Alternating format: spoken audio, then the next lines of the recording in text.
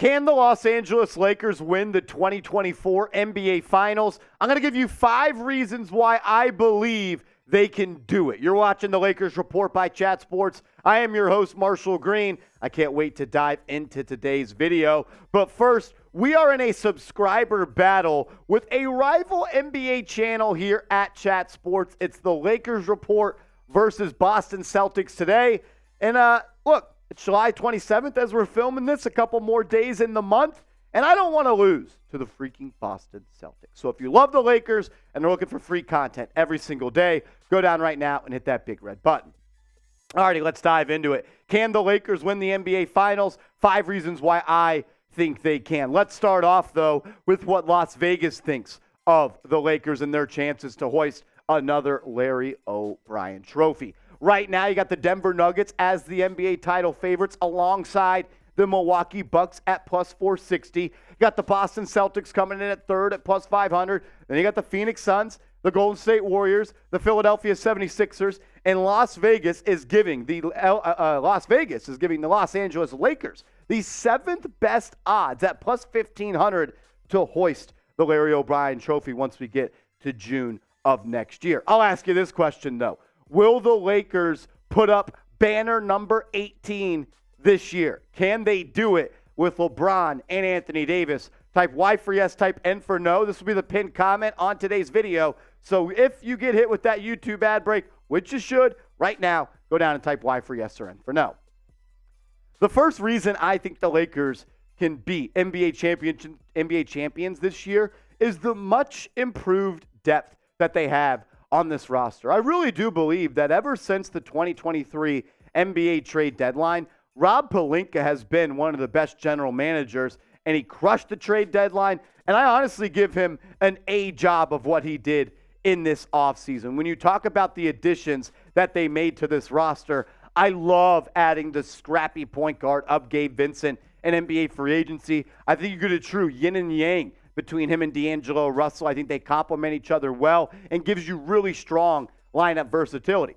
Those pickup of Taurean Prince, you get a two-way wing that can knock down the three-point shot at a really high level. You can get really hot from there and really just kind of take over games while also being a hectic defender and a disruptor on the opposite end of the court. The addition of Jackson Hayes, you get a strong, athletic, rim-running big that can go up and catch a lob if Anthony Davis or LeBron James put it on top. And then a low-risk move in Cam Reddish that could potentially have a high reward. It hasn't worked out, but we know he was a top prospect coming out of high school. We know he was a top 15 pick, lottery pick in the NBA draft when he was selected. And if there is anybody that can get the greatness, if there is any, inside of Cam Reddish out of him, it's LeBron James and Anthony Davis. I also enjoyed what LA did in the draft, adding Jalen Hood-Schifino in that first round, pick number 17. You get a creative guard that I think is going to gel with this current roster and is only going to get better and better. And I like the flyer that they took on Maxwell Lewis, the forward, at pick number 40. Not going to place high expectations for a second-round rookie in year one, but he could have some meaningful minutes for this team. Adding the guard and wing depth that they did is crucial, no doubt about it, but I do believe they could still use another big man in this front court. We've talked about on the program about the idea of Jackson Hayes starting alongside Anthony Davis, and if that does happen, that opens up the need even larger than what it already was for a big man to come off the bench. We've talked about some guys they could sign. You can go check those videos out on the channel. I also love the continuity that the Lakers are keeping. I know it's only year 2 of Darvin Ham, but you just get to run it back with the same head coach. And continuity in the coaching staff matters, no doubt about it. A year 2 of learning what the coach likes and what the coach doesn't like. The coach now, with another year of his play, it goes both ways. It's good for the players. It's good for the coaches. They know the buttons they can push on these players. They know how to demand the most out of these guys. And just another year of relationship, another year of practice, another year of film study. That really, truly does go a long way, in my opinion. And by the numbers, the Lakers were one of the best teams in the NBA, especially after the All-Star break. But throughout the season, they were the 6th best offense in terms of points per game at 117, but also one of the best defensive teams in the association, giving up less than 110 points per night, which is 8th in the NBA. I like what the Lakers did last year and bringing back Ham. I think they are really going to be able to improve off that. They've gotten better and better since the trade deadline, and I think another year of LeBron, AD, under Darvin Ham, they're going to get better, and I really do think they can compete in the Western Conference. The elite defense, though, is what I think is going to separate the Lakers from the Fakers. Cool little rhyme there. I thought that was pretty neat. But honestly, the defense is what wins in the NBA, and especially in the playoffs.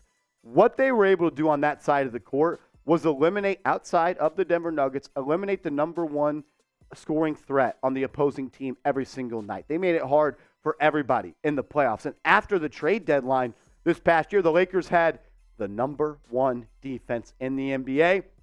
They didn't lose any of those strong defenders. And I believe that defense is only going to get better and better as they get more reps and more games under their belt. This is a team that I think can continue to be a top 5, top 3 defense in the NBA. Also, you still got that one guy that's going to be wearing number 2-3 on his jersey this year, LeBron James. He can still do it. He can still get it done. I know Father Time is trying to catch up to him and tug on the cape of Superman, but I think LeBron James still has a couple of really elite seasons under his belt. I mean, the guy is going to go down as the first or second best player of all time. And I thought in the playoffs, when he took it to another level, when he put it in drive and he really, really showed that he was trying to win games, he still showed you that he was one of the best guys in the NBA.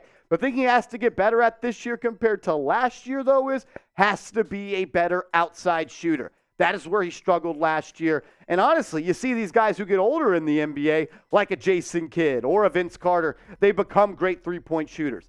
That's the part of the game that LeBron has to focus in on. He will be 30. It's wild to say that. LeBron is going to be 39 years old in December, and he's still playing at a high level. It is incredible to think. He is truly one of the greatest athletes in sports history. I think it's pretty cool that we're still getting to see him play at an extremely high level at 40 years old.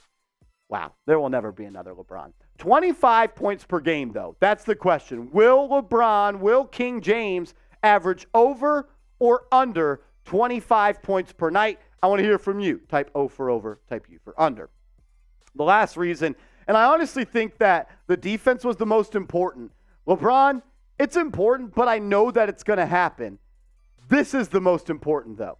Anthony Davis needs to get back to the type of player he was in the NBA bubble when he was the best big man in the NBA, when he was looked at as a top 5 player and honestly the best two-way player in the league. He showed in the playoffs that when he wants to be, he can totally change the outcome of a game on the defensive side of the court. He did it in round 1. He did it in round 2. He just didn't really succeed when guarding Nikola Jokic in the Western Conference Finals. But it seems like the only person that ever gets in the way of Anthony Davis is himself. The stats are great. It's the injuries. And I think sometimes the mindset for the Brow is a little bit questionable, no doubt about it. I want to see him more aggressive. I want to see the Lakers run more sets and more offensive plays to get AD in his spot where he can be AD, because there were too many games in the playoffs where I was like, looking up in the third quarter, I was like, why does Anthony Davis have 12 points? Sure, he had 15 rebounds and 5 blocks and 3 steals.